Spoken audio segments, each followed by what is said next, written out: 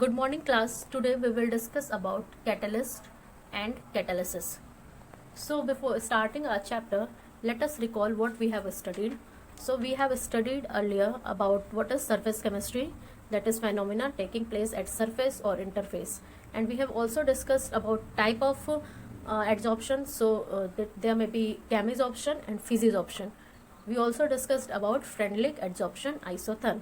Now we will start today about catalyst and catalysis. So let's begin.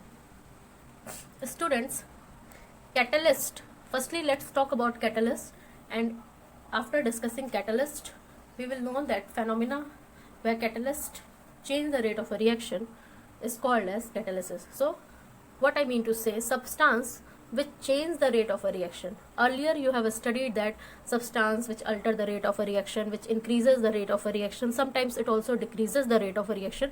So because of these three phenomena occurring, we are taking here change. Okay, we are taking here as change.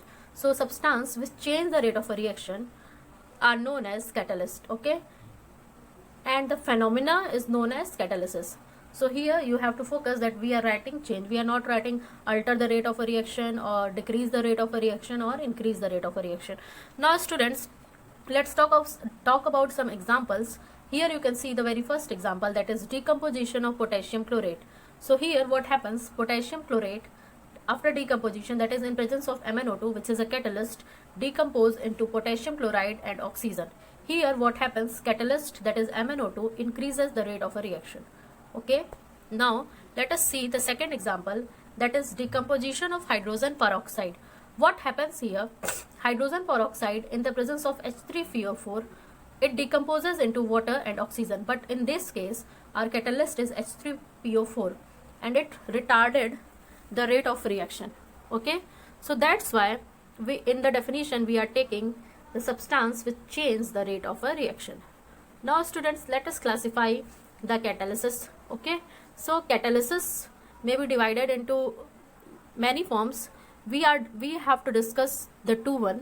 First one is on the basis of physical state of reactant and catalyst, and second one is on the basis of mechanism of catalyst. So let's talk about the very first, that is on the basis of physical state of reactant and catalyst. So on this basis, catalysis is divided into two, that is homogeneous catalysis and heterogeneous catalysis. Okay, so let's talk about the very first, that is homogeneous catalysis. Homogeneous catalysis is the process in which the reactant and catalyst are in same phase. Okay, you have to only focus that suppose A plus B are reactant and here a catalyst is used and it is forming C plus T. So reactant as well as catalyst should be in same phase or will be in same phase. Now students, let's see some example. Here you can see the lead chamber process of manufacturing of sulfuric acid. In this process you will see that sulfur dioxide react with oxygen in the presence of NO and it forms sulfur trioxide. Here you can see the reactants here are in gaseous phase and catalyst is also in the gaseous phase. So this is about homogeneous catalysis.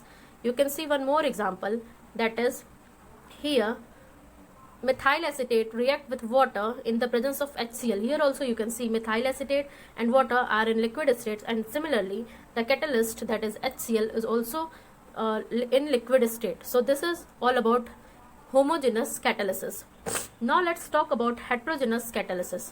So heterogeneous catalysis is the process in which reactant and catalyst are in different phase. So what is the difference between the two? Here the reactant and catalyst are in different phase. Here you can take the example of preparation of sulfuric acid by contact process. In above we have taken the example of lead chamber process. Here we are taking the example of contact process. What you see here, sulfur dioxide react with oxygen in presence of platinum and V2O5 and it forms sulfur trioxide.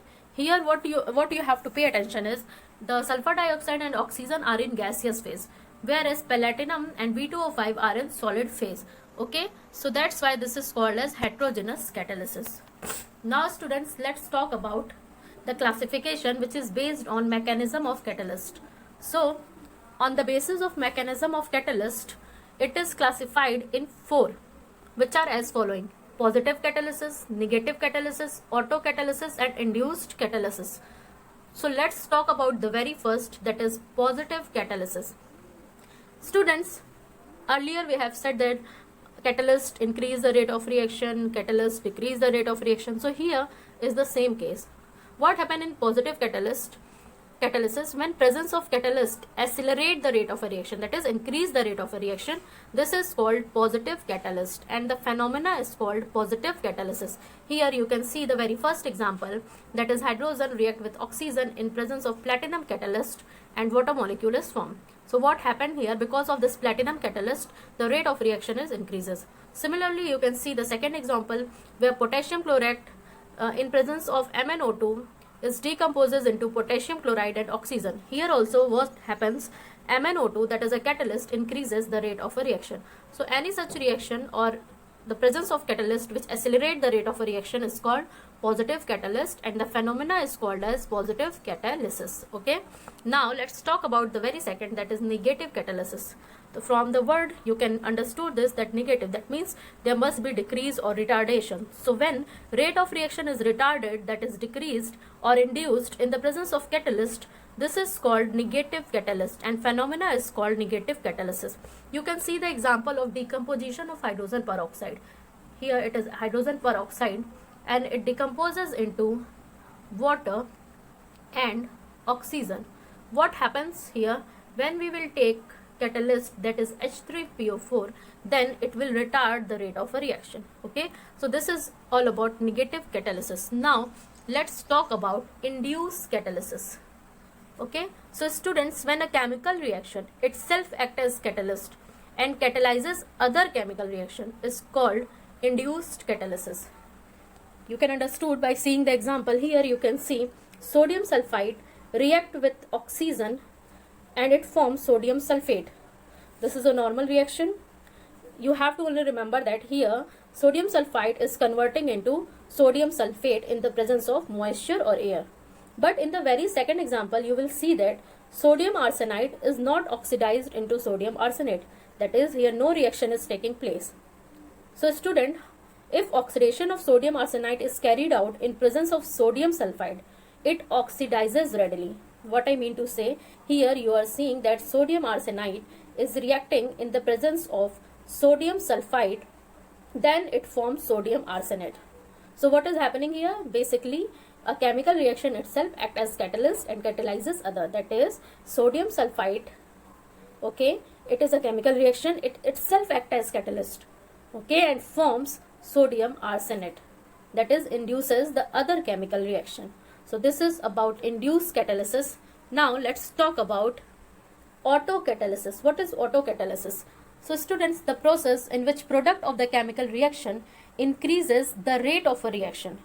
What is happening here? Here there is a chemical reaction and product formation take place. That product result in increase in the rate of a reaction.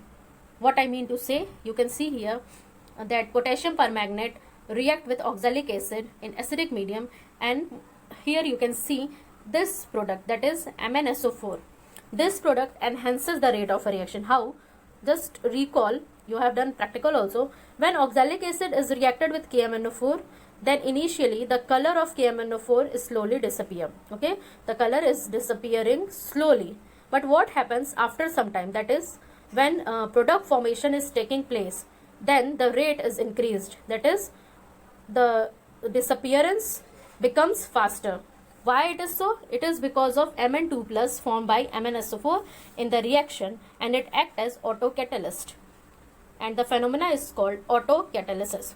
So students, today we have discussed about catalyst and catalysis, and we studied that what is catalyst and catalysis. So substance which change the rate of a reaction and themselves remain chemically and quantitatively unchanged after the reaction are known as catalyst, and the phenomena is known as catalysis. You are seeing example of decomposition of potassium chlorate, decomposition of hydrogen peroxide, and now there are type of catalysis. So firstly, on the basis of physical state of reactant and catalyst, it is divided into two, that is homogeneous and heterogeneous.